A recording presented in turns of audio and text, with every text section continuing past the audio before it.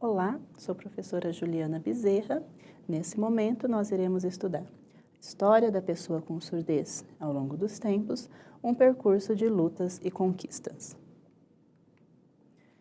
Nesse momento, nosso foco central são as abordagens da língua de sinais. Nós veremos as três principais abordagens da língua de sinais, porque estas abordagens influenciaram diretamente os períodos históricos que você já estudou lá no material teórico. Diferentes concepções de surdez ao longo dos tempos. E quais são essas concepções? Oralismo, comunicação total e bilinguismo. Grave bem essas três. Nós estaremos estudando e discutindo aqui cada uma delas detalhadamente. O que é a concepção oralista de educação para surdos? Nesse período, dentro de uma concepção oralista, o surdo era visto como doente, por isso buscou-se uma cura para essa doença.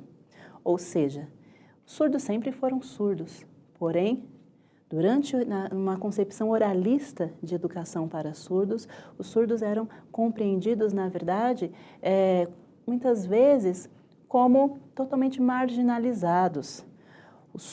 A surdez era visto como uma doença que deveria ser curada, era visto como um desvio que devia ser normalizado. A metodologia de ensino voltada para a aquisição de língua oral auditiva pelos surdos. Os sinais eram proibidos, e é isso mesmo. Na concepção oralista de educação para surdos, os sinais são totalmente proibidos. Os surdos, na verdade, devem desenvolver uma língua oral auditiva. Nesse período, muitas escolas para surdos tinham técnicas como bater nas mãos dos surdos para que eles não sinalizassem, amarrar as mãos dos surdos. Muitas instituições, às vezes, colocavam fotos de bichos nas paredes, falavam assim, olha, quem usa gestos são animais. Se você usa gesto, você é como um deles. A língua de sinais era considerada inferior à língua oral auditiva. Na verdade, dentro de uma concepção oralista, o foco é que o surdo fale, desenvolva a oralização, que ele se encaixe no mundo ouvinte.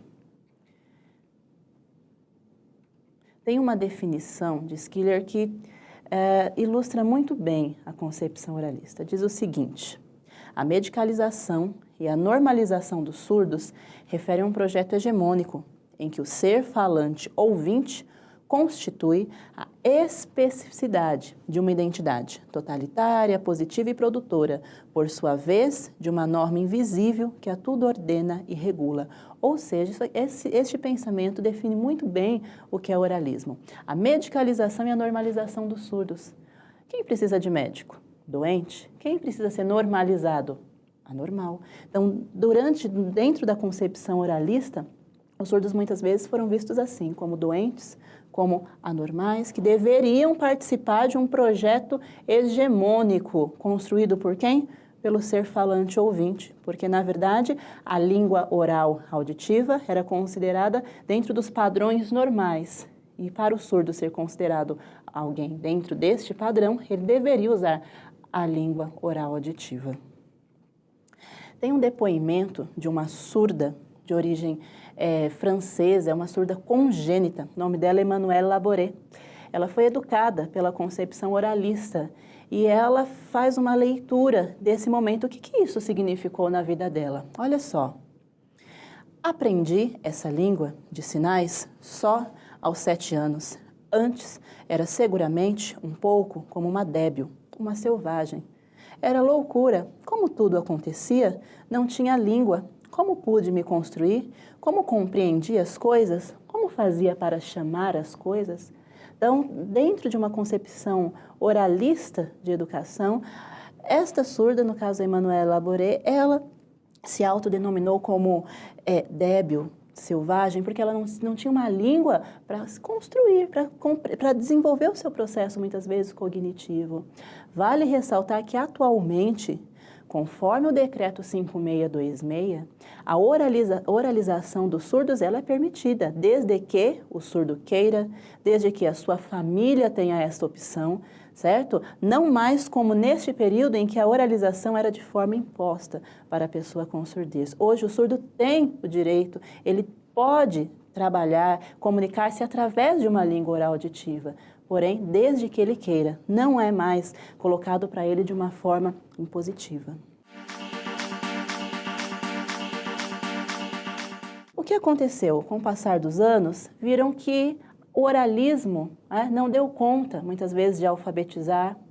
Muitas vezes haviam muitos problemas de comunicação entre surdos e ouvintes e uma nova concepção foi pensada. Essa concepção é a comunicação total. E o que traz essa nova concepção? Olha só, o surdo consegue o direito de usar alguns sinais. Os sinais são utilizados com a estrutura da língua portuguesa. Então, comunicação total. O surdo consegue o direito de usar alguns sinais. No oralismo, os sinais eram totalmente proibidos. E na comunicação total? Permitiu-se o uso de sinais, porém, na estrutura da língua portuguesa. Então, agora os surdos poderiam sinalizar? Sim, desde que na estrutura da língua portuguesa. Por isso que chama-se comunicação total. Eram utilizados diferentes meios para se atingir o mesmo fim. É reconhecida como uma situação intermediária a comunicação total. Por que uma situação intermediária? Ela está ali, entre o oralismo e entre uma comunicação visual. Porém, ela está como uma situação intermediária exatamente por isso, porque ela une as duas. Porém, não atribui características específicas a cada uma delas, não coloca cada uma destas línguas no seu devido lugar. Não é possível utilizar duas línguas ao mesmo tempo. Está aí o insucesso da comunicação total. Não posso falar língua portuguesa e língua de sinais ao mesmo tempo. Isso é totalmente inviável. São duas línguas com padrões diferentes. Devem ser utilizados em momentos diferentes, mas a comunicação total não.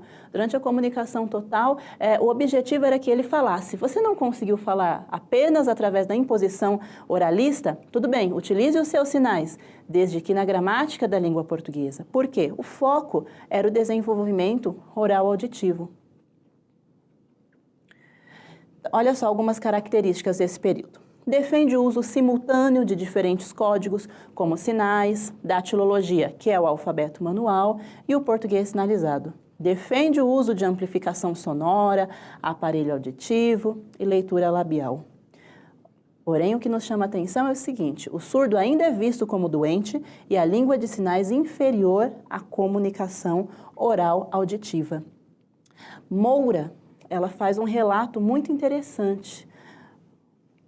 Observem, pode-se mudar os nomes, as abordagens, chamando-as de filosofias, pode-se mudar aparentemente a forma de trabalho, mas se os pressupostos internos de quem é o surdo e do que se faz por ele e por que não forem revistos, todos os profissionais estarão a serviço do desserviço.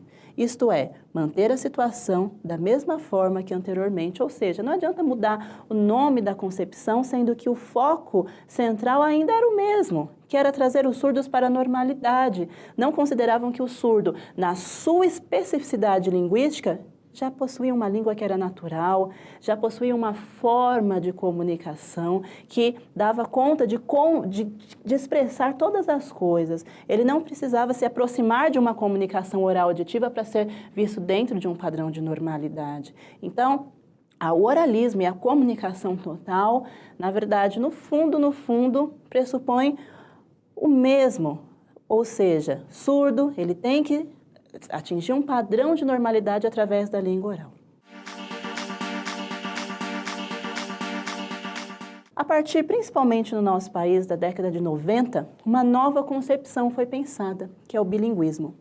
E o que é esta concepção? O que está por trás do bilinguismo? Veja só, ser surdo não é apenas uma condição audiológica, e sim pertencimento a uma cultura diferenciada.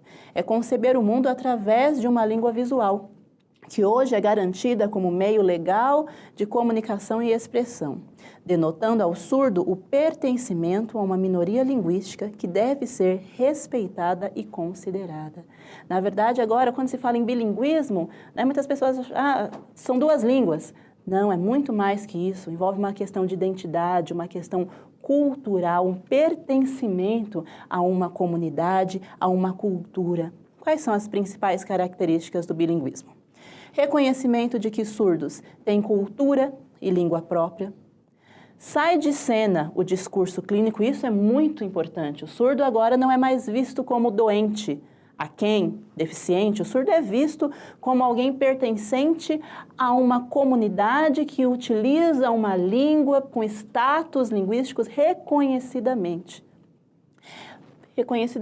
Então, Libras, segunda língua oficial do nosso país, segundo a Lei de Libras 10.436. A língua portuguesa deve ser considerada, sim, porém, principalmente nos casos de surdez congênita, a língua portuguesa, ela vem como segunda língua, ela vem como a L2 do surdo.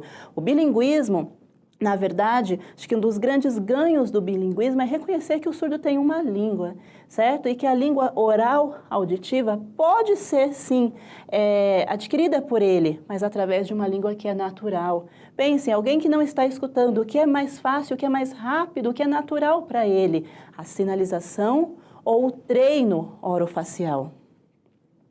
A língua de sinais é privilegiada como língua de instrução no bilinguismo. O significado disso vai além da questão puramente linguística. Situa-se sim no campo político. Os surdos estão se afirmando como grupo social com base nas relações de diferença, segundo Quadros. Então, o bilinguismo, na verdade, traz o protagonismo para a pessoa com surdez, certo? Traz a ele o direito de uma língua, de uma comunidade, de um multiculturalismo. Então, vamos agora ver os principais conceitos que nós aprendemos nesta aula. Concepção oralista. Foco no treino orofacial e desenvolvimento da fala, proibindo-se o uso de sinais. O objetivo primordial era a busca da normalidade. Durante séculos, a língua de sinais foi considerada inferior à língua oral auditiva. Na concepção da comunicação total. Nessa abordagem, os sinais, mímicas, gestos e expressões faciais são permitidos, porém, concomitantemente ao uso da língua portuguesa. O objetivo principal ainda era fazer com que o surdo desenvolvesse a fala.